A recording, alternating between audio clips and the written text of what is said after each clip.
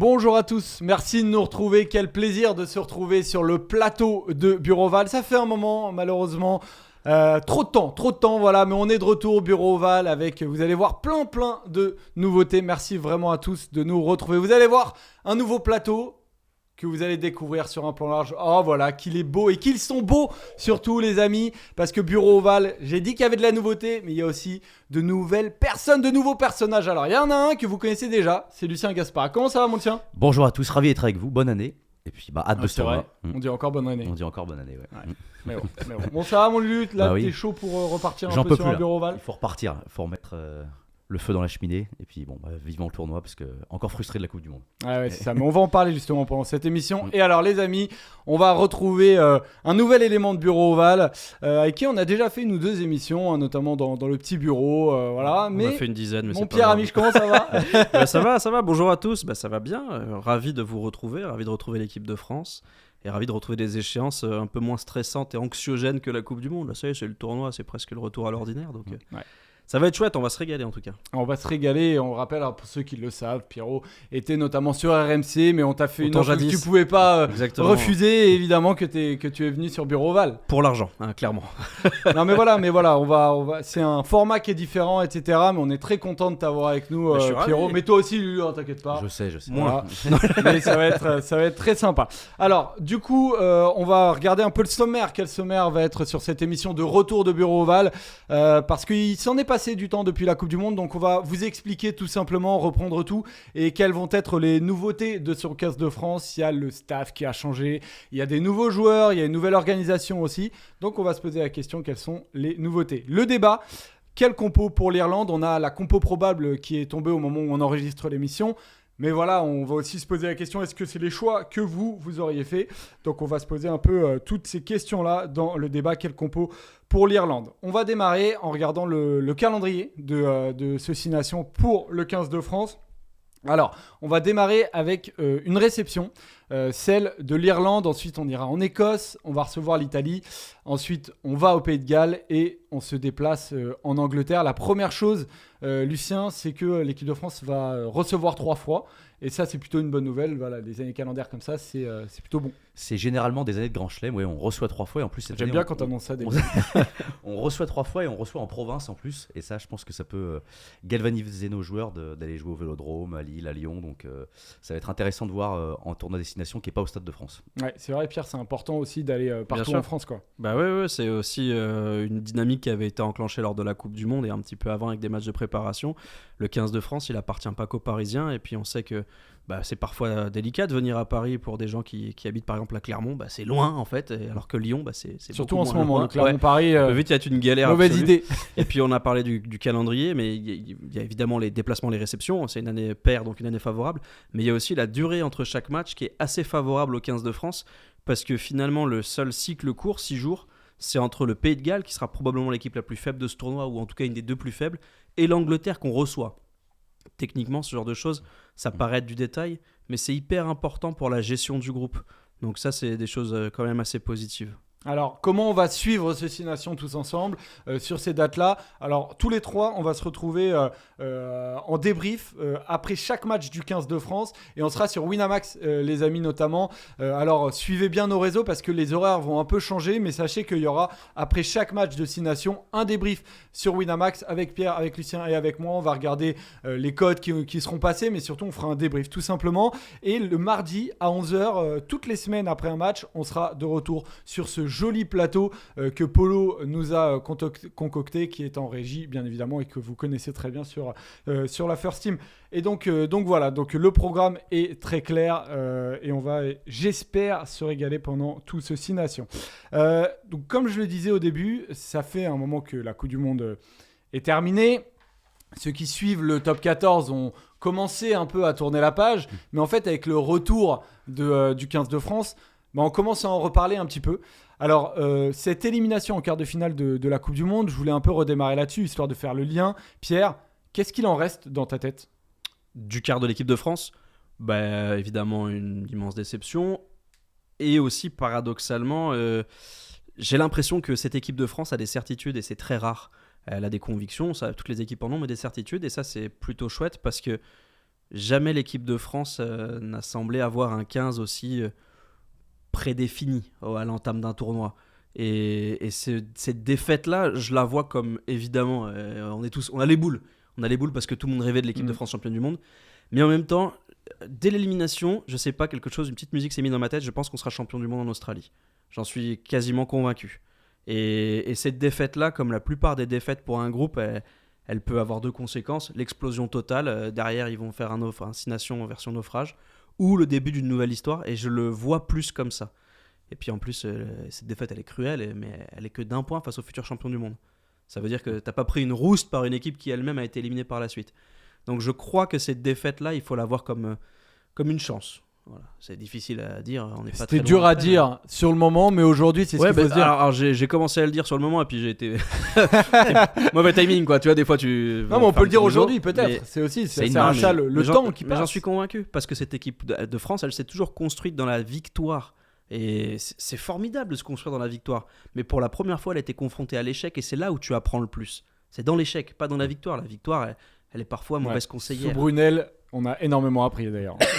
Sous Philippe Saint-André aussi. On l'embrasse, Philippe. Lucien, qu'est-ce que tu en retiens de cette période, et notamment de la Coupe du Monde? Tu ressors avec quoi?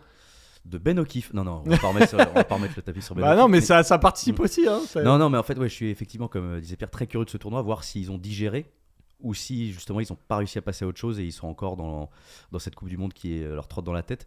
Les clubs français n'ont pas fait d'extrêmement bonnes performances en Champions Cup, donc je ne sais pas si la dynamique pour le tournoi va en être impactée, mais voilà, j'ai hâte de voir cette équipe de France. Après, c'est pas tout à fait le même style de jeu. Oui, non, c'est sûr, mais parfois ça donne un indicateur. Et c'est vrai que j'allais dire cette équipe de France New Look, mais il y a quand même l'épine dorsale qui est globalement là, mais ça va être le premier tournoi sans Antoine Dupont, et ça aussi, ça va être intéressant de voir comment on évolue sans ce joueur. L'avantage, c'est que les trois équipes qui ont justement fait des beaux parcours en Champions Cup, qui sont Toulouse, l'UBB et La Rochelle, bizarrement, c'est ceux qui sont les plus gros contingents avec le 15 de France, donc tant mieux. Ceux-là, ils devraient. Il faudrait dire que les bons joueurs jouent dans les bonnes équipes. Voilà, exactement. Après, il y a un beau contingent du Racing aussi. Oui, quand même sur le contenu, le Racing, ils sont peu critiquables sur ce qu'ils produisent. C'est pas faux, c'est pas faux. Allons-y sur les nouveautés du 15 de France pour ceux qui n'ont pas trop suivi ces dernières semaines. On vous explique tout dans le focus. C'est parti.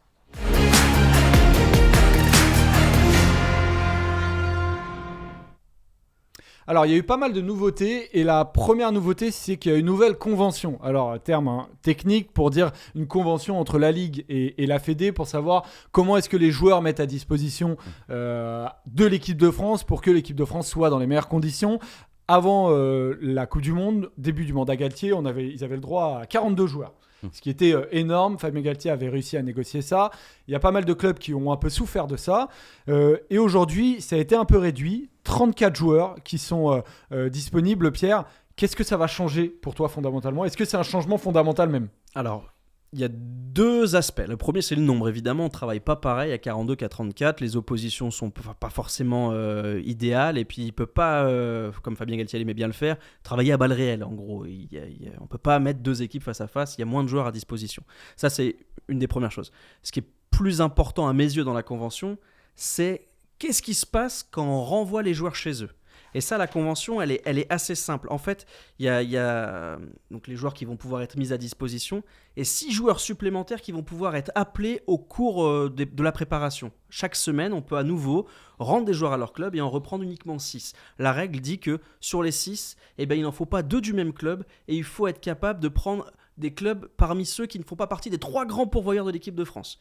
Alors, il y a des conséquences très simples, c'est que parfois, si tu es le 7e ou le 8e de ton équipe, tu ne seras pas appelé, même si tu es très fort. Ça va être le cas par exemple pour Alexandre Oumat qui est reparti chez lui après les premiers jours et qui a très peu de chance. Il a fait un bel aller-retour celui-là. Et qui a très peu de chance d'être reconvoqué parmi les 6 qui vont être appelés. Voyage à Marcoussis, plaisir. Voilà, c'est pas le premier à le faire. On se rappelle que Max Mermoz avait dit j'en ai ras le cul de faire mon sac, de venir, de repartir. J'ai l'impression d'être dans une valise. Et puis la deuxième chose, c'est que ça va permettre aussi de balayer de manière plus large les joueurs au départ, puisqu'on va pouvoir notamment voir des joueurs qui n'avaient pas été appelés dans la première liste, Léo Barré, Tuilagi, qui vont venir au sein du 15 de France quelques jours, probablement pas pour être sur la feuille, mais parfois découvrir Marcoussis avec les A. Cette conséquence-là, elle est un peu bête, mais ça permet peut-être, en dépit du fait qu'il y ait moins de joueurs, d'en voir plus. C'est paradoxal. Puis la dernière chose, c'est que évidemment, l'union sacrée entre la Fédé et la Ligue, qui existait parce que la Coupe du Monde en France, parce que la volonté d'être champion du monde, tout ça, n'a pas tenu, n'a pas résisté au non-succès de l'équipe de France. On va pas parler d'un échec, mais du non-succès. Pourtant, cette convention, elle est plutôt bien faite et ça permet, je crois, à Fabien Galtier de travailler plutôt intelligemment. Après, on verra, ça se trouve, ça va être assez rapidement un casse-tête, mais j'ai l'impression que cette convention, elle est pas idiote. Alors, il y a la liste du coup qui est tombée. Il y a des nouveaux joueurs qui sont arrivés. On va les regarder, ces nouveaux joueurs. Alors, il y en a pas un contingent énorme. Hein. C'est pas une revue d'effectifs comme on a pu le voir il y a 4 ans. Par contre, il y a des joueurs qui sont arrivés et qu'on vous présente. Du coup, on voit la 4, Antoine Gibert, Nicolas Deporter, Esteban Amadi et Mathias Alagahu. Lucien, est-ce que tu as été étonné de voir ces nouveaux joueurs et quels sont pour toi les plus importants, et même s'il y en a certains qui peuvent véritablement intégrer le 15 des destinations en fait? C'est pour ça parfois on s'extasie un peu de dire on a pris lui, mais au final c'est dans un groupe élargi et c'est compliqué de rentrer dans le groupe des 23. Tu vois. On savait très bien que Esteban Abadi, Antoine Gibert, aussi bon soit-il en top 14, ils n'allaient pas arriver dans le 15 titulaire. Maintenant c'est intéressant de voir que c'est eux les élus, parce que ça reste très compliqué d'intégrer dans ce groupe des 34. Maintenant Esteban Abadi, Nicolas Deporter, c'était un peu prévu, au vu du début de saison qu'ils font.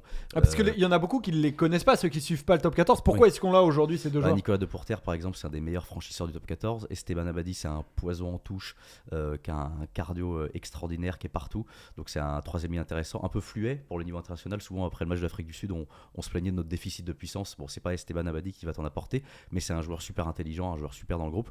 Donc pas étonnant. Maintenant Antoine Gibert, je l'avais pas vu venir perso. Je pensais qu'ils allaient peut-être remettre Antoine Astoy. Mathias Alagahu non plus, il fait de très bons matchs avec Toulon, mais il n'était pas cité. Donc c'est peut-être eux les deux plus grosses surprises. Maintenant il y a un pas entre faire partie du groupe élargi et être ne serait-ce que dans les 23. Et du coup, s'il y a des nouveaux, il y a des perdants. Est-ce que selon toi, ces joueurs-là peuvent vraiment gagner leur place? Et qui sont les perdants de cette liste, Pierre? Est-ce qu'ils peuvent gagner leur place? Je ne sais pas, ça paraît compliqué à court terme. Le seul qui avait quasiment la certitude d'être dans les 23, c'est Emmanuel Meafou qui est blessé, qui faisait partie de ces nouveaux dans cette première liste de Fabien Galtier post-Coupe du Monde. Derrière, on a vu d'autres visages de joueurs qui sont venus, comme je vous l'ai dit, venir apporter du 109 au sein de l'équipe de France. C'est Tulagi, Nouchi, Bodon, Barré. Mais ils vont probablement pas s'inscrire tout de suite dans ce collectif France des 23, après les grands perdants. Pour moi, le plus grand perdant, c'est Baptiste Couillou, parce que il était numéro 3, il avait l'occasion de passer numéro 2 avec Antoine Dupont, de faire enfin des feuilles et avoir du temps de jeu avec l'équipe de France. Il n'est pas convoqué. Ouais, il se fait passer devant très clairement par Nolan Le Garec. Donc, cruel pour lui. Et puis, je me demande, mais qu'est-ce qu'il doit faire pour être en équipe de France? Il porte Lyon. Et puis, il a mis 30 essais en 3 ans quasiment. Enfin, je veux dire, qu'est-ce qu'il doit faire pour avoir sa chance en bleu? Donc, grand perdant. Autre grand perdant, c'est évidemment Gabin Villière, qui est passé de « c'est notre ovni » à « il n'est plus dans le groupe ». Donc le message envoyé, c'est faut bosser, faut revenir à un niveau correct et tout. Mais les sacrifices qu'il a fait pour revenir en équipe de France, il est revenu 2 graves blessures pour être dans les groupes du 6 Nations et de la Coupe du Monde. Je trouve que, bon, évidemment, il fait partie des grands perdants. Et puis le troisième, c'est Sekou Makalou, parce qu'il avait une carte à jouer, parce qu'en termes de densité physique, d'explosivité, il a des qualités rares. Pourquoi il n'est plus là? Parce qu'aujourd'hui, la troisième ligne de l'équipe de France a trouvé son rythme de croisière avec Olivon, Cross, Aldridge, Jelonge qui est absent. Et probablement parce qu'il pâtit En fait, il a des qualités exceptionnelles et quelques défauts. Et peut-être que ces défauts ont pris l'ascendant sur ses qualités. Moi, ce que je regrette en tout cas avec lui, c'est qu'on l'a vu plus souvent à l'aile à l'équipe de France qu'à son poste de prédilection en troisième ligne. Et je trouve que c'est pas lui rendre justice que de ne pas le tester à niveau international. Et puis Paul Boudet, on lui est passé devant. Et ça, on ne peut pas faire grand-chose. On n'est pas dans la tête de Fabien Galtier. Et il y en a un dernier, c'est Astoy aussi, que tu n'as pas cité, qui lui aussi était un 10. Mais quand tu vois qu'Antoine Gibert, surtout qui prend que 2 ouvreurs, Jalibert et Gibert, et pas Antoine Astoy, quoi. Ah oui, non, c'est franchement étonnant. Après, peut-être qu'il veut utiliser la polyvalence d'Antoine Gibert, qui n'a pas Antoine Astoy, mais Fabien Galtier, on le connaît, il aime bien la continuité. Il a un système de ranking où un joueur passe devant l'autre. Et là, Antoine Gibert, entre guillemets, un peu de nulle part, lui est passé devant. Donc c'est vrai que c'est assez étonnant. Je crois que l'explication, elle réside dans le fait que Thomas Ramos est capable de jouer 10. C'est ça. Et qu'il préfère avoir un Thomas Ramos titulaire capable de glisser au poste de 10 et de se priver d'un numéro 10, plutôt que et avoir un banc plus solide devant, que de faire confiance à Astoy. Le deuxième numéro 10, c'est peut-être plus Thomas Ramos. Ouais. C'est pour ça que vraiment, il touchera très très peu à son groupe de 23 au final. Alors on a vu des joueurs qui étaient nouveaux, mais des jeunes. Mais paradoxalement, il y a de la nouveauté, mais il y a une base qui est vraiment très claire. Et il y a un chiffre qui est parlant, c'est celui de la moyenne d'âge. Il avait énormément parlé de la moyenne d'âge, Fabien Galtier. Elle était de 24 ans en 2020. Elle est de 27 ans en 2024. J'ai vu ces chiffres dans le middle aujourd'hui. Est-ce que, selon vous, c'est ce vers quoi il faut aller ? Est-ce qu'il faut s'inspirer de ça ? Est-ce qu'on copie un peu les Sudaf ? Ou est-ce que c'est simplement une génération qui suit, en fait ? Ah oui, non, pour moi, il faut aller vers ça. Les Sudaf ont montré la voie, c'est l'expérience dans les grands rendez-vous qui prime. Là, on avait un 15 de France qui était jeune. Il avait dit au début de son mandat, Fabien Galtier, en 2019, qu'il fallait que les joueurs aient 50 sélections pour se rapprocher du titre. Enfin, les équipes qui gagnaient avaient des joueurs en moyenne à 50 sélections. Donc voilà, il faut continuer avec eux. Puis lui, il veut créer un peu une espèce de groupe France. Donc voilà, il veut que les liens soient très forts. Donc c'est pas pour tout changer dès la fin de cette Coupe du Monde. Donc voilà, il veut vraiment garder le feu sacré avec son groupe et son épine dorsale. Alors je vais révéler les coulisses de l'émission. C'est que tu nous as envoyé la capture écran justement de ces chiffres-là du middle et je me suis dit mais il est con quoi. C'est le même groupe donc forcément 4 ans après ils ont 4 ans de plus. Donc la moyenne d'âge elle est 4 ans supérieure parce que c'est les mêmes joueurs. Évidemment. Et après putain le nombre de sélections et le nombre de trentenaires pareil. Ils ont 3 ans de plus, 3 ans après. Tu veux dire que 4 ans après ils ont 4 ans de plus. Mais c'est une dinguerie. Alors, donc quand t'es le meilleur pilier gauche que t'appelles Cyril Bay et que t'as 30 ans, bon bah c'est normal en fait d'être mais en ça veut équipe de dire que France. tu as une continuité dans le groupe. Mais parce que ça veut dire aussi que Fabien Galtier il s'appuie sur la même ossature depuis le début de son Donc mandat. c'est pas complètement con. Mais non mais c'est quand j'ai vu les trucs je me suis dit mais ils se foutent de ma gueule. Genre, vous vous rendez compte ils ont 4 ans de plus qu'il y a 4 ans. C'est pas vrai. Parfois aussi. C'est pas mais Fabien Galtier quand même là solide le garçon. Mais parfois on aime bien anticiper le fait qu'ils vont avoir 35 ans en 2027. Donc tout de suite on les squeeze en 4 ans avant. Tu vois ce que je veux Merci dire Lucien, je vais Ouais. parler que à lui en fait. Si tu veux mais bon c'est la moyenne d'âge des box quand même je pense que 32-33 ans c'est Ouais, pas mais- infamant et non puis, plus hein. Et ils avaient 28 ans, le même groupe. C'est pas vrai il y a 4 ans. Les box ils jouent Fallait 3 pas matchs que par c'est an. une Donc science, ils peuvent jouer jusqu'à 40 ans. pas une science exacte. Non, je mais en pense fait, que ce que j'entends là-dedans, c'est que quand on avait des générations championnes du monde du vin, on disait beaucoup, il faut les faire jouer, il faut les faire jouer. Et est-ce que là, il faut continuer à faire un peu de jeunisme ou il faut s'appuyer sur un peu plus d'expérience et accumuler justement les sélections ? Bah t'as l'impression que moi j'ai pas l'impression que le groupe aujourd'hui il est fermé aux talents aux jeunes talents. Je pense T'as pas l'impression que ça va être plus dur d'intégrer ce groupe ? Si, parce qu'ils ont fait le grand C'est plus chelem, comme parce avant. qu'ils ont 50 sélections, parce qu'aujourd'hui, il y a des joueurs de qualité. Je veux pas faire offense à Philippe Saint-André ou Brunel, mais c'était plus facile de rentrer en équipe de France à cette époque-là parce que les joueurs étaient pas très bons. Je veux dire, la concurrence était pas bah dingue. oui. Aujourd'hui, quand t'es troisième On ligne, a vu des ovnis. comme J'en peux plus Abadi, de ce mot. tu vois, Abadi, c'est un joueur incroyable en top 14, Ouais. mais juste pas assez incroyable pour être en équipe de France parce que la concurrence en troisième ligne, elle est féroce. Il a vraiment dû faire 6 mois parfaits C'est- pour être appelé quoi. c'est ça. Vraiment. Ouais. Et des troisièmes lignes de qualité, ou même aujourd'hui, on a pléthore de talent au centre, au poste de 9, en troisième ligne. Dire, gagner sa place en équipe de France, c'est pas parce que t'es jeune et talentueux que tu vas y être. Hein. Après le risque c'est qu'on a un championnat qui use beaucoup nos joueurs. Donc Ouais. est-ce que un mec qui est en top 14 qui fait de l'équipe de France pour être à son niveau à 34 ans comme pour être un Sud-Africain qui joue un championnat fantôme et qui joue 10 matchs par an, c'est pas la même chose. Si tu as John Vermeulen, si c'était un joueur de top 14, je suis pas sûr qu'il aurait eu sa place en équipe d'Afrique du Sud à 38 ans. Tu vois. Donc il y a ça aussi à en prendre compte. Mais d'ailleurs Fabien Galtier en parlait, il disait que peut-être qu'il allait, alors je sais pas comment il va faire, mais il voudrait sortir des joueurs du circuit international pendant 1 an pour les régénérer. Mais je trouve ça compliqué d'aller voir un mec comme et lui Aldrit, dire quoi. je te sors Ouais, du au circuit Ficou, pendant oui. 1 an. Tu vois. Par exemple, Ficou, je pense Ouais. que ça lui ferait du bien. C'est complètement Ça aurait été débile, le tournoi parfait voilà. pour le régénérer. Ça aurait été bien pour le dire écoute Gaël, là t'as besoin de souffler parce Mm. que ça fait 4 ans qu'on tire sur la corde à mort. Mais aujourd'hui, comment on peut se passer d'un joueur comme Gaël Ficou parce que son Parce que sans expérience, sélection, parce que ouais. voilà. Mais d'ailleurs, il est pas malheureux de voir Antoine Dupont notamment partir avec le 7 parce que justement il dit ça va potentiellement lui faire un peu de bien de sortir un peu de cette pression et d'aller sur le Après, circuit. s'il fait les JO c'est en août. Hein. Donc après, si tu dois réenchaîner sur une saison qui démarre C'est en août, plus je sais pas ne comment ils pas vont faire gérer le le truc. destination. Oui, ouais. Mais bon, Ouais. et après il va faire les tournois à l'autre bout du monde aussi. Donc, D'ailleurs, ça, Antoine Dupont, pour ceux qui ne le savent pas, du coup n'est pas présent dans cette liste. Il est en top 14 ce week-end. Et le week-end prochain. Et le week-end prochain. Et après, il part faire la tournée nord-américaine avec France 7. Et donc, il ne Ouais. sera pas sur c'est pas destination. comme Grégory Aldrit qui se met 2 mois de repos total. tu vois. Très clair. Mm. Donc, Bon, après, les coulisses de cette négociation entre la Fédé, le Stade Toulousain et Antoine Dupont, c'est que c'était rapidement réglé. Antoine Dupont est un joueur extraordinaire. Il y a une possibilité pour lui de disputer les Jeux et peut-être d'être champion olympique à domicile. Ah oui, À ça partir très du bien, moment- j'entends. Le Stade Toulousain a dit clairement on ne peut rien refuser à Antoine Dupont, et l'équipe Ouais. de France elle va pas dire écoute Antoine, faut vraiment que tu ailles jouer face à l'Écosse.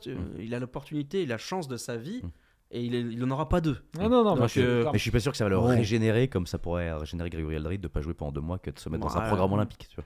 Je sais C'est pas, ça. tu crois que c'est l'usure est la même? Moi, je pense que c'est beaucoup plus usant de faire une saison totale Bah, top 14, quand tu regardes Coupe le d'Europe, calendrier, championnat, là, enfin 6 nations. Là, pendant le 6 nations, il va faire du 7.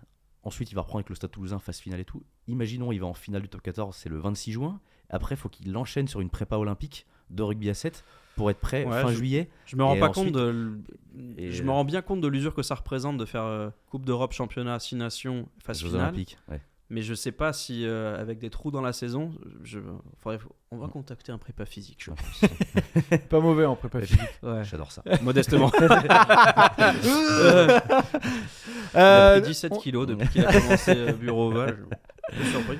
On a un nouveau staff avec le 15 de France. Donc, on a Karim Ghezal et Labid qui sont partis au Stade français. On a Giroud aussi qui n'est plus présent. Mais voilà les nouveaux visages du 15 de France.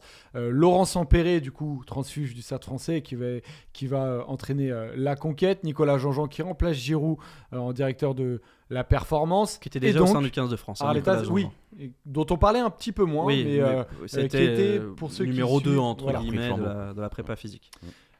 Et donc, Arletaz, quelle est selon vous de ces trois-là, question très ouverte, l'arrivée la plus importante, la plus étonnante, voilà, quand vous voyez ces trois visages-là, qu'est-ce que vous vous dites? Ah, Patrick Arletaz. Ouais. Je l'avais pas vu venir. Qui plus est, alors, c'est l'entraîneur de l'attaque. J'ai regardé quand il entraînait Perpignan. Je dis pas que c'est un mauvais entraîneur de l'attaque, mais Perpignan, de par. C'est Perpignan, donc le matériel qu'ils ont, c'était une des avant-dernières équipes en termes d'attaque la saison où il entraîne.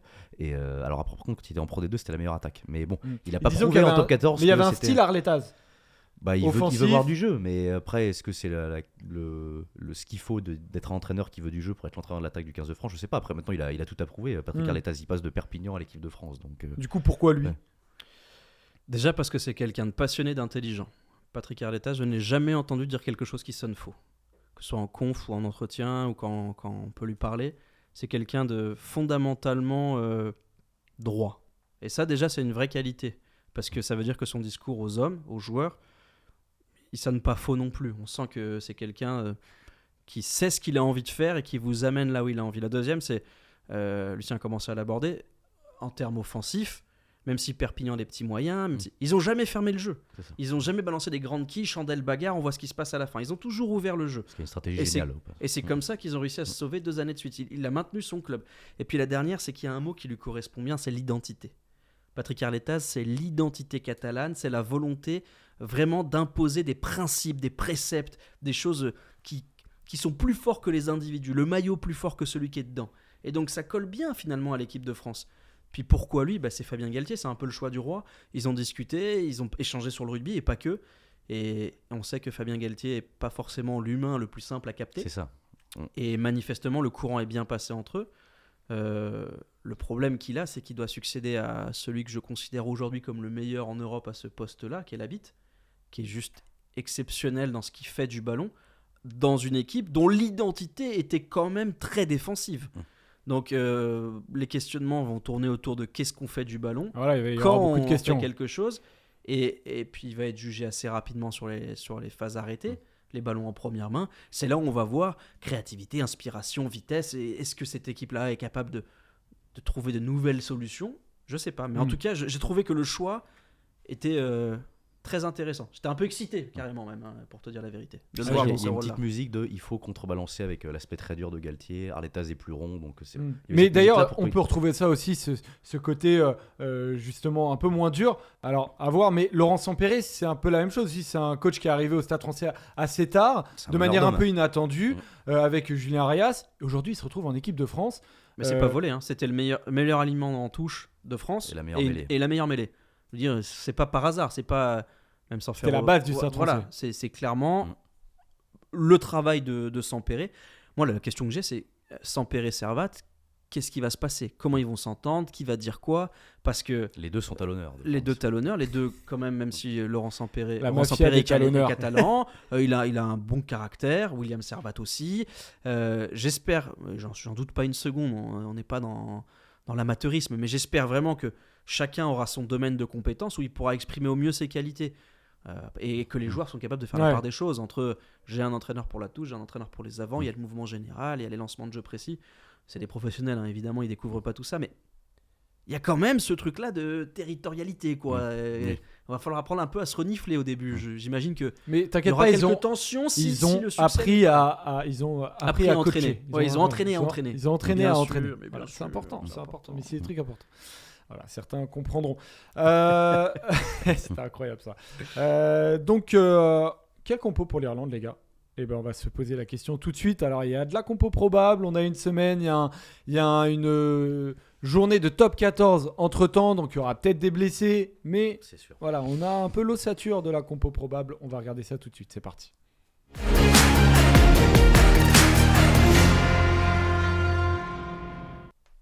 Alors, en démarrant malheureusement par les mauvaises nouvelles, c'est que on avait Emmanuel Meafou qui enfin allait porter le maillot de l'équipe de France, le grand deuxième ligne du Stade Toulousain.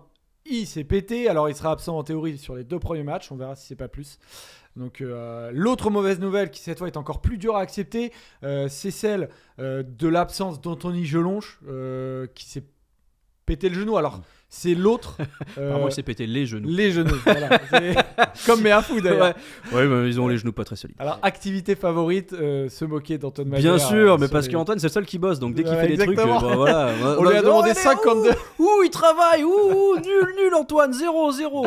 Alors, Pierre Bourgarit, c'est l'épaule qui était plutôt pas mal en plus Ouais, il était avec en La forme. Rochelle. Thibaut Flamand, c'est le pied. Romain Tamac, on a 4 titulaires. On a Pierre Bourgarit qui revenait bien. Alors, c'est un choix numéro 3, mais au talon, on est si bien fourni. Tellement riche. Mais voilà, ça c'est un peu les mauvaises nouvelles du 15 de France actuellement. Alors on va se poser la question, quel compo pour l'Irlande? Le premier match vendredi prochain. La compo probable devrait être Bale, Movaka, Antonio en première ligne, Gabriel Villemc.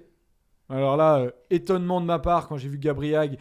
Si on m'avait dit ça il y a 2 mois, j'aurais dit repos sévère. Olivon, Aldrit, Kroos, Lucu Jalibert, Louis Biel-Biarré, Danty, Ficou, Penaud. Et donc en 15, on a Ramos.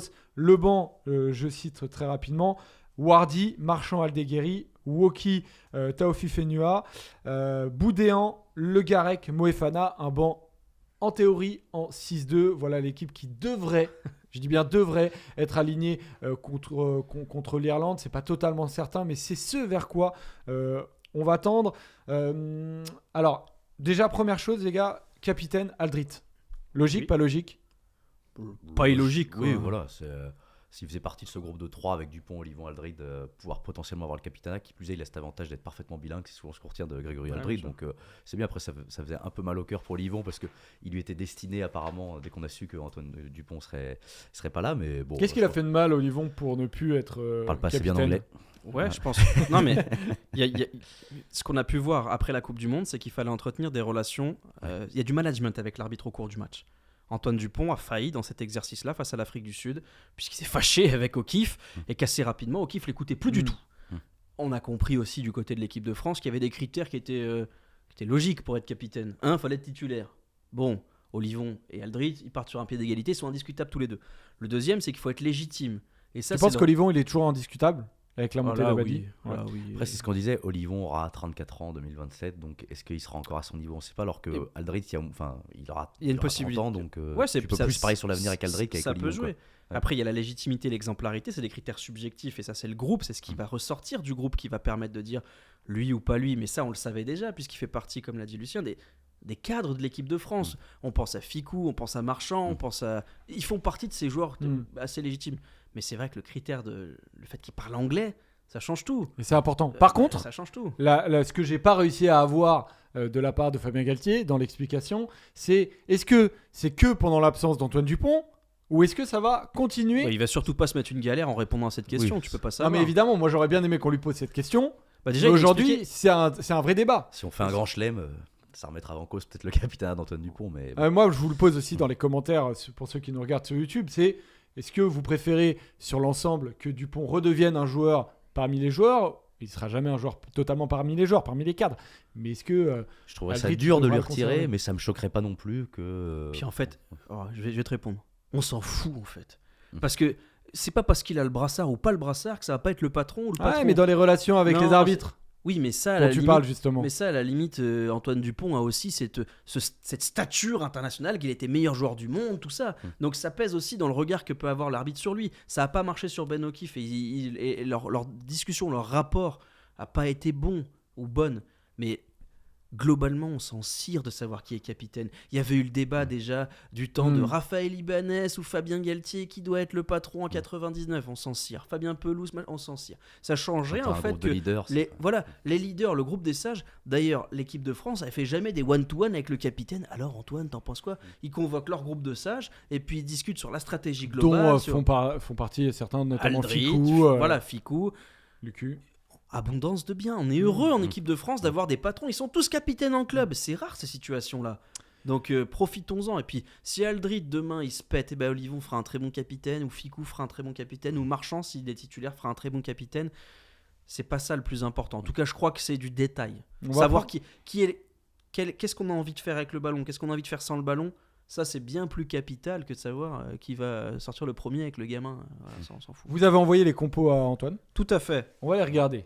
Ça m'intéresse, Antoine. Est-ce que tu peux balancer, s'il te plaît, les compos que Pierre et Lucien ont fait, en fait, juste avant d'avoir un peu la compo probable. Donc, c'est ça qui m'intéresse. C'est Lucien. Lucien, tu as mis la première ligne, en fait, de Fabien Galtier. C'est-à-dire que tu fais un choix. Aussi, c'est ce qu'on disait. Movaca devant. On est toujours influencé par la compo probable que va faire Fabien Galtier. Après, si ça tenait qu'à moi, j'aurais fait des folies, j'aurais testé de nouveaux centres et tout. Mais pour affronter l'Irlande, en tout cas, une composition assez classique. Je pense que Movaca est passé devant Marchand et qu'il faut le prolonger en tant que titulaire au vu de la coupe du Monde qu'il fait, le retour en club. Alors, on reste là-dessus. Ouais. T'es d'accord avec ça? Oui, en plus, l'état de forme. Pierre, on va regarder en même temps ta compo aussi. Ouais, c'est la même, je crois. Une vache près, c'est exactement la même. De toute façon. Quelle vache, du coup, est différente? Je crois que c'est la deuxième ligne. J'ai mis Woki-Villemc. Bah, t'as mis aussi ça. Lucien? Moi, j'ai mis ça aussi. Mais je crois qu'il y avait une petite astérix. Parce que... Oui, parce qu'en fait, il n'y avait pas la possibilité de mettre plusieurs noms parce que c'était en balance dans ma tête. On rappelle que c'était avant la compo probable. Et en balance dans ma tête, c'était Woki ou Gabriag au poste de 4. Et donc sur le banc, Woki ou Gabriag en 20. Et l'autre astérisque, c'était sur le banc, c'était De Porter ou Moefana parce que j'avais... purement et simplement envie de voir Nicolas Deporter à ce niveau-là, voilà. Parce que ça m'excite. Plaisir. Voilà, parce que c'est un joueur excitant et que j'aime bien. Il n'y a pas beaucoup de critères objectifs là, c'est vraiment j'aime bien, c'est pas terrible. Après, je suis pressé de voir qui t'a viré du coup. Mais... La grosse surprise, c'est Gabriel. Et moi, je suis étonné. En plus, je sais pas ce qu'a fait Woki pour passer de titulaire à remplaçant. Et qui me disait, je suis étonné parce qu'il a un profil très aérien, Woki, et Gabriel un peu moins. Et du coup, quand tu mets Gabriel titulaire. D'après Fabien Galtier, Woki a un super pouvoir en touche. En plus, oui. Donc ça te fait comme vrai sauteur Gabriag. T'as Charles Olivon. Après, si t'as Kroos ou Aldrit, Aldrit c'est moins sauteur, mais c'est premier sauteur, mais ils sont pas hyper aériens. Ils sont un peu courts sur pattes comparé à peut-être des troisième lignes qui sont beaucoup plus grands. Et Villemc qui est de par son poids pas un sauteur privilégié non plus. Donc peut-être ça peut. Enfin, je suis étonné de cette option de le mettre titulaire, Gabriel. Puis je l'imaginais bien. C'est pour ça que j'ai fait un banc en 6-2, faire entrer à 10-15 minutes de la fin. Et quand c'est un peu chaud et qu'il faut défendre, lui c'est un ferrailleur super. Il se relève, il plaque. Et c'est pour ça que je l'aurais plus vu dans un rôle de finisseur, tu vois, Gabriel. Incroyable histoire quand même, Paul Gabriel d'être présent et potentiel titulaire. C'est fou. Mais en fait, la question de la hiérarchie de Fabien Galtier est hyper intéressante. Fabien Galtier, il fonctionne plus en termes de rôle qu'en termes de titulaire, pas titulaire. Il a instauré l'idée dans la tête de Romain Taofifenua qu'il n'était qu'un finisseur. Alors, c'est pas péjoratif, mais ça veut dire que Romain Taofifenua, dans la logique, avec la blessure d'Emmanuel Meafou, aurait dû passer numéro 1. Il reste sur le banc. Parce que c'est on considère que son meilleur rôle, William Servat a refilé encore un interview dans lequel il redit que Taofifenua est le meilleur impact player du monde. Voilà. C'est étonnant parce que Meafou, Taofifenua, physiquement c'est un peu les mêmes. Enfin, du coup, tu mets pas un numéro 5 plus aérien quand tu mets Taofifenua ou et puis Tao, il joue à Lyon, il est titulaire. C'est pas genre on fait rentrer à 20 minutes de la fin à chaque fois. Il sait ce que c'est d'avoir le numéro 5 dans le dos. C'est pas une incongruité. Pareil pour Paul Gabriag. Il préfère, c'est soit titulaire, soit pas dans le groupe. C'est soit il démarre, et à ce moment-là, on se laisse une option supplémentaire avec Woki sur le banc qui peut être à la fois troisième ligne, à la fois deuxième ligne, et peut-être même conduire au fait de mettre Paul Boudéan dépanné au centre. Enfin, on a imaginé des choses supplémentaires, et ça nécessite le fait que Woki soit sur le banc. Mais logiquement, Paul Gabriel, il aurait dû démarrer ailleurs. Il aurait pas pu. Tu peux pas tomber de manière spontanée comme ça, passer de jeu hors groupe à titulaire. Mais c'est Fabien totalement Galtier, étonnant. il l'avait déjà fait avec le poste de pilier droit, avec Dorian Aldeguerri qui était passé devant les autres et qui était devenu titulaire alors qu'il était numéro 4. C'est des choses qui. Il préfère voir un gars commencer parce qu'il estime que c'est soit un numéro 1, soit pas dans le groupe, plutôt que de le mettre sur le banc et de faire grimper quelqu'un dans la hiérarchie. C'est une forme de management que, personnellement, je redoute dans un groupe parce que quand on te dit t'es numéro 2, mais tu vas rester numéro 2. Parce que le numéro 1 il est malade, mais ce sera pas toi. Mais on va appeler le numéro 3. Ah là, c'est très dur. Mais c'est dur à expliquer. Mais bon, c'est le fameux ranking et effectivement les rôles qui sont très importants. Il y a une différence par contre avec l'équipe qui a été affichée lors des entraînements du 15 de France. C'est que je pensais vraiment que Laclaya allait pouvoir jouer sa carte plus que Dodo Aldeguerri. Qu'on allait peut-être même lui laisser sa chance assez rapidement. Et manifestement, ce sera Aldeguerri sur le banc au poste de pilier droit. Après, si Aldeguerri fait la même rentrée contre l'Afrique du Sud, c'est pas impossible. Il lui laisse une dernière chance un peu. Moi, j'ai été aussi assez étonné. J'avais mis Laclaya, il fait un bon début de championnat avec le Racing. Il marque des essais, mais il monte pas une assise en mêlée fermée qui laisse entrevoir peut-être le fait d'être remplaçant au niveau international. Je pense qu'il a un potentiel énorme, mais peut-être qu'il faut encore qu'il travaille un peu pour avoir ce poste de numéro 2 déjà. En tout cas, c'est ce qu'on lit. Au moins, il a une qualité évidente. C'est-à-dire que Dorian Aldeguerri, je l'ai déjà dit par ailleurs, c'est moi le problème. Je sais que c'est moi le problème. Mais je ne vois pas les qualités qui font de lui un joueur international. Parce qu'au niveau international, on dit c'est un pilier de mêlée formidable. Très bien. Combien de mêlées on joue au niveau international ? Il a énormément progressé sur ses qualités de déplacement. On l'a vu après la prépa physique du 15 de France, c'était plus le même joueur. Formidable pour lui, génial. Mais il a aussi montré ses limites. Aujourd'hui, citez-moi un match référence d'Aldeguerri en équipe de France. Tu peux pas être. Je trouve ça. Tu peux pas être dans un groupe si t'es pilier et que tu plies pas ton vis-à-vis en mêlée fermée. J'ai le souvenir de Oxenche quand il rentre contre l'Angleterre avec l'Afrique du Sud, il change le match à lui tout seul parce que les 3-4 mêlées à la fin du match un peu tendus, il les gagne. Tu vois. Donc pour moi, c'est super important d'être un pilier de mêlée. Ouais, mais aujourd'hui, tu peux me dire que Aldeguerri c'est un meilleur pilier de mêlée que Demba Bamba. En top 14, oui, mais du coup, au niveau international, il l'a pas montré. Et c'est là, et vraiment, et je reconnais, le problème, c'est moi. C'est mon incompétence totale. Là, je n'arrive pas à voir. Alors, si dans les commentaires, vous arrivez à m'expliquer, mais j'arrive pas à voir en quoi ce joueur-là est indispensable au 15 de France. Et je reconnais que je peux me gourer là-dessus. Ça peut être une des grosses concurrences en tout cas qui sera instaurée. Après, c'est l'axe faible, l'axe droit.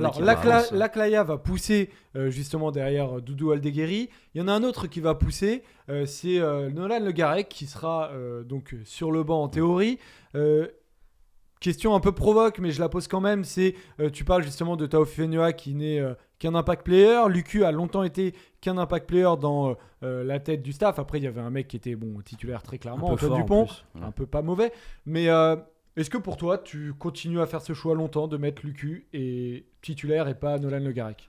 C'est vrai que ça m'a semblé logique que Lucu, de par son ranking de numéro 2, passe numéro 1 à un poste qui est celui de demi-mêlée, le poste de demi-mêlée, ça a moins rapport à l'impact player physique, tu vois.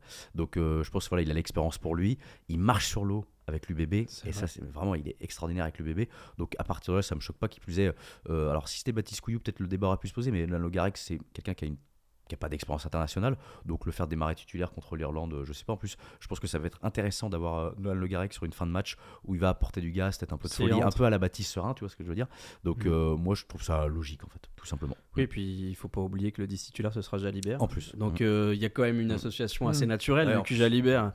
Aujourd'hui, on pourrait avoir une ligne de 3 quarts entièrement bordelaise, ce serait pas choquant en fait. C'est clair. Parce que Bielbiaré, Penaud, Moefana, Deporter, Lucu, Buros, Jalibert. C'est le niveau international. C'est quand même sexy sur le papier. Pas Buros, il a pas le droit. Non, pas encore. Il viendra un jour peut-être. En Argentine. Je sais pas. Il pourra. Faut pas qu'il soit qualifié. Ça paraît un peu dur. Quoi. Non, mais c'est logique. Lucien a dit, il marche sur l'eau, il est vraiment très fort. Il a un leadership naturel parce qu'on n'a pas parlé de lui parmi les leaders, mais il fait partie des leaders. À Bordeaux, il suffit de voir. Il porte le jeu de l'équipe vraiment sur ses épaules, quoi. Bien plus que Jalibert qui est un dévoreur d'espace, un créateur, mais celui qui mène vraiment l'équipe, qui conduit le jeu avec beaucoup d'assurance, c'est lui, c'est Lucu. Et il se montre bon buteur en plus. Donc si jamais Ramos n'est pas en forme... Et ça veut dire que sur le terrain, tu as quand même 3 buteurs de classe internationale ou presque. Lucu, Jalibert, Ramos, c'est pas pourri. 2-3 quarts, c'est dur avec Mathieu. Petite info, Jalibert ne s'est pas entraîné cette semaine. Il avait 3 petits points de suture dans la main. Il s'est un peu coupé. Donc il va revenir... Quel accident, je ne sais pas. Mais il va revenir. Mais on avait donc Gibert qui était titulaire, Moefana sur l'aile. Voilà, c'était un espèce de micmac. Mais bon, on va voir Jalibert revenir de manière Très surpris qu'il soit assez pas logique. là. Mais est-ce que s'il est pas là, du coup, il mettra Gilbert ou Ramos? Non, On mais peut il se sera là, débattre tout à l'heure. Il sera là. Il Ok. sera là. Il sera là, il devrait être de retour ce S'il est samedi, malade. mais je sais pas exactement quand est-ce que vous Et s'il regardez. est malade. Et si Ou si genre il a plus envie de venir. Ah, ça, c'est pas possible. Je serais surpris quand même. Ouais, je serais Francis Hollande. surpris. Bon, pas envie là. Vous avez tous les deux fait des 6-2 sur le banc, Ouais. donc pas de débat. Ouais. Est-ce qu'on a des postes faibles dans cette équipe? Bah, c'est plus le réservoir à droite qui m'inquiète. Oui, quoi. voilà. Et Antonio est pas éternel. Je sais pas s'il ira jusqu'en Est-ce qu'il est pas 2027. éternel, Antonio? Bah, peut-être. Ah bah, si on le On a la chance qu'il soit là, il si s'est on le- reproposé, si on le tant gère- mieux. Si on le gère très très bien, peut-être qu'il peut aller jusqu'en 2027. Mais bon, Ouais, derrière, voilà, voilà. faut trop frigo. Pas quoi. convaincu de. Ouais, c'est vrai, ça- et je lui souhaite pas parce que Je bon, viserai au pas bout mon d'un- scooter. au bout d'un moment, il va quand même fatiguer. Ouais. Non, mais l'axe droit, oui, 3 et 5, c'est un peu flippant quand même. Parce que les deux avaient annoncé leur retraite, Tao et Winnie. Et on les a rattrapés par l'oreille en disant Après, ouais, en- vous êtes sûr En parce 5, qu'il- t'as deux héritiers qui sont Meafou Meafou et Pozzolo déjà. En termes d'héritiers à droite, Oui, mais pour l'instant, ils ont Oui. rien prouvé. non, bien Bah, sûr. la Donc, claque, on verra. Bah, après, on parle beaucoup de Hafan à Bordeaux, pilier droit U20, qui a des mensurations extraordinaires, mais il a pas joué en top 14 pour l'instant. mais Il y a parle d'autres piliers aussi qui sont suivis de loin. Il y a Tatafou, il y a Moses Tatafou, Aloimi oui, ouais. au Stade français. Ce C'est des serait- noms qu'on verra peut-être Moses lentement, mais Aloimi, ce sûrement. serait incroyable. Hein. Ouais, Ce serait mais fou, hein. c'est très fort. Mais Moses évidemment, Aloimi. là, c'est pas du Made in France. C'est-à-dire qu'on est obligé d'aller séduire des joueurs qui ne sont pas nés sur le territoire. C'est pas grave, hein, il n'y a pas du tout de préférence nationale, mais c'est juste que ça prouve bien la faiblesse du poste. Ce sera bientôt le 15 de France du Pacifique. Tu vois. On fera un AK avant le match. Tu Ça vois, comme serait génial. Moi, je kiffe. Attends. Avec grand plaisir. Ouais. Voilà pour la compo. Il n'y a rien d'autre à ajouter en plus. On suivra tranquillement les évolutions en fonction des infos, évidemment. On va regarder le calendrier pour terminer de cette première journée du 6 Nations, pour voir du coup que... évidemment, alors il y a quelques déclats qu'on peut regarder. Alors moi, j'arrive pas à la lire. Est-ce que tu arrives à la lire? Elle est Bien derrière. J'arrivais Alors, à la vas-y. lire. Ah, vas-y. France-Irlande, Italie-Angleterre. Il a changé. Il est trop Il t'a rapide. fait une petite Il est trop blague. rapide. Alors, allez, on Le part sur la calendrier compo, ça me va très bien. Le calendrier, c'est bon, je l'ai. Donc, France-Irlande, le premier match. Oui. Alors, d'ailleurs, on va regarder aussi par rapport au cote Winamax que je vais vous donner. France-Irlande, Italie-Angleterre et Pays de Galles-Écosse. Alors, France-Irlande, la France est à 1,60 Et et l'Irlande est à 2,40. Alors là, c'est là que ça devient dur quand on est français, même si on est à domicile. couscous sur l'Irlande à 2,40. Voilà, Patriote, on verra plus tard. Hein, là, Si t'es parieur, c'est quand même dangereux d'aller sur autre chose. Mais libre à vous de faire un peu ce que vous voulez. Et ça, du coup, ce sont les cotes Winamax du coup pour cette première journée. Alors, question directe, sur quoi vous allez les gars? France-Irlande, on gagne, on perd? On gagne. on perd. Parce Voilà, que c'est c'est de vrai. 40. Eh non, mais il y a un mix des deux. Je pense que c'est le seul couac de ce calendrier, c'est de prendre l'Irlande sur le premier match. Je pense que c'est un vrai souci, parce que c'est la meilleure équipe. Sur le papier avec nous, il n'y a pas plus fort. Voilà, c'est le numéro 1, numéro 2. Et je sais pas, j'ai l'impression qu'aujourd'hui, l'Irlande, elle est capable de nous renverser. C'est la seule C'est qui est l'Irlande capable. sans Sexton.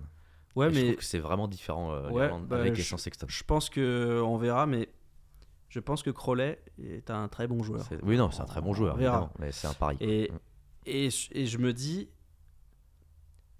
les qualités de l'équipe d'Irlande correspondent très exactement aux défauts de l'équipe de France. Ils vont mettre beaucoup de volume, de la structure, du rythme. Et nous, c'est pile là qu'on n'aime pas faire. Tu vois, c'est tout ce qu'on déteste.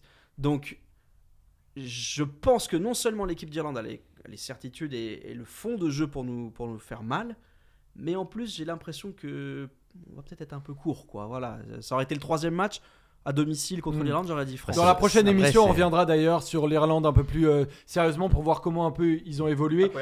Et à quoi ils ressemblent exactement et qui est favori de ce 6 Nations. On regarde le calendrier justement de l'équipe de France pour rappeler qu'on va recevoir 3 fois, ce qui est très intéressant en termes aussi de paris, hein, si vous voulez mettre plutôt la France que l'Irlande. Ça fait partie des éléments très importants quand on parie tout simplement. D'ailleurs, en termes de paris, je termine là-dessus sur la première journée. Italie-Angleterre, Italie-Angleterre. Angleterre. Ouais, Angleterre. Prochaine émission. Angleterre. Ouais, c'est J'avais dur. envie de dire Italie C'est dur. parce que bon. Et Pays de Galles-Écosse. Le Pays de Galles est à Écosse. 2,20. Écosse. L'Écosse est à Écosse. 1,70. Écosse. Putain, mais c'est quoi le but là? C'est de faire vibrer les gens ou de leur faire gagner de l'argent? Ouais. Bah alors ça, c'est comme tu veux. Non, parce que là, clairement, Après, joues, ils peuvent tu faire, joues l'Écosse, tu joues l'Irlande. Ah, désolé, je dois me réveiller. C'est l'heure de. Non, c'est l'heure de terminer l'émission, c'est pour ça. D'accord. Oh, putain, c'est carré ici. Non, mais j'ai Moi, j'ai avant- oublié. Putain, j'ai travaillé avec les meilleurs. Moi, j'ai travaillé avec les plus grands. Et, Là, maintenant, il nous discret, met un en réveil, plus. un réveil de Discret. minable pour dire que c'est fini. Ok, J'ai d'accord. oublié que ça On me sonnait tire. catastrophique.